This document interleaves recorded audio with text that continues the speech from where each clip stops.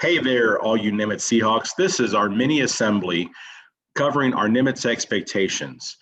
It is important that everything we do, that everything we breathe is all about carrying ourselves with honor, courage, and commitment. That's why you hear that every day on our announcements. That's why that is our motto, that everything we do, we learn, we lead, and we serve with honor, courage, and commitment. And so this short video is going to be about acting with honor.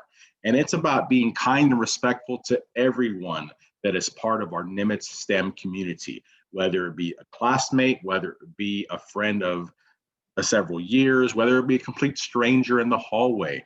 We are kind and respectful to everyone because everyone deserves that.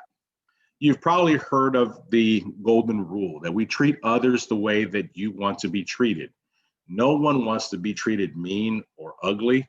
And so that's the way that we have to conduct ourselves to others. We are nice and kind to everyone so that they can be nice and kind to us. A lot of times we tend to see the drama happen at school because somebody went and shared something they heard or something they saw. They forwarded a text message or they shared a picture that they saw someone else post. Guess what, Seahawks? It's not your job to be a reporter. Gossip only causes problems, whether it's true or not.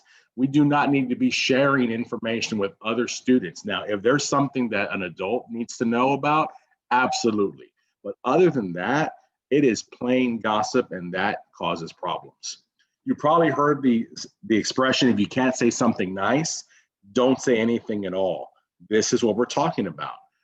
If we're going to say something, let's make it be something positive and not something negative. Something that can help to guide you before you want to share something, before you want to say something, before you want to post something on social media, think. And think stands for something. So is it true? Is that message, that information that you want to share, is it even true? Is it helpful? Is it going to help anybody in this situation? Is it going to help that person that you're talking or posting about? Is it inspiring? Is it going to cause positive change? Is what you're going to post or what you're going to comment or what you're going to say, is that going to be a positive thing for anybody? Is it necessary? Is it even needed? And then finally, is it kind? If it does not meet all 5 of these questions, then you do not need to be saying it, sharing it, texting it, commenting on it. So how do we spread rumors? We typically spread them by the cell phone. It is the biggest weapon in bullying that happens on our campus. It is so easy for people to be very brave behind their computer or behind their keyboard on their phone. But it's also possible to spread the rumors behind someone's back or even to someone's face. So our major 4 forms of bullying are physical, verbal, social, and cyber. All of these are prohibited. They are not allowed. We make sure that very severe consequences come to anyone who does any of these 4 forms of bullying or harassment. So let's go over them. Physical bullying, causing physical harm or breaking someone's things.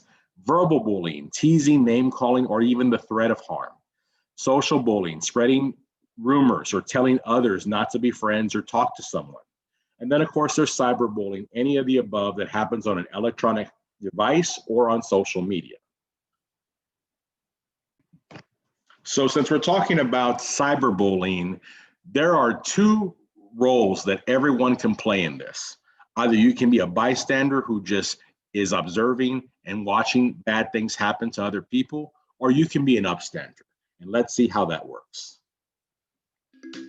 It's fun to connect with friends online, while playing games, texting, using social media, and more. But screens sometimes make it easy for people to say or do things they wouldn't say or do in real life, including things that are mean and cruel. When cruelty is online, intentional, repeated, and harmful, it's called cyberbullying. And to be the target of cyberbullying can be devastating. But the good news is, when bullying happens online, lots of people see it. If you happen to be one of those people, you can help put an end to it by being an upstander or someone who stands up to cruelty. There are 3 easy ways to be an upstander. Number 1, you can ask the bully to stop. This takes courage. And it's also important to remember that behind every cruel deed is a real person who may be in need of empathy too. Number 2, you could give comfort to the target. A kind word might be just the thing they need to turn their world around. Number 3, you can and should take a screenshot of any cyberbullying you see and show it to a trusted adult. This is how we can put a stop to cyberbullying. Now, wouldn't that be upstanding? And so on that video, you heard about a trusted adult. And so that can be a teacher, that can be an administrator. This information gets sent to us anyway. And so we will be definitely hearing about it, investigating, and making sure, number 1, that it stops, but then also number 2, that there are consequences for those actions. We are nice and kind to everyone, whether we like them or not. We are nice and kind to everyone, because with cyberbullying, it's a lot. It just becomes too much.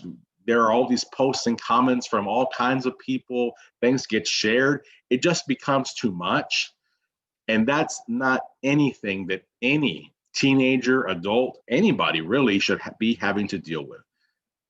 The take-home message is be kind and nice to others. That's all we have to do. So this concludes this short presentation on acting and leading with honor. This is what we do at Nimitz STEM. We lead with honor, courage, and commitment.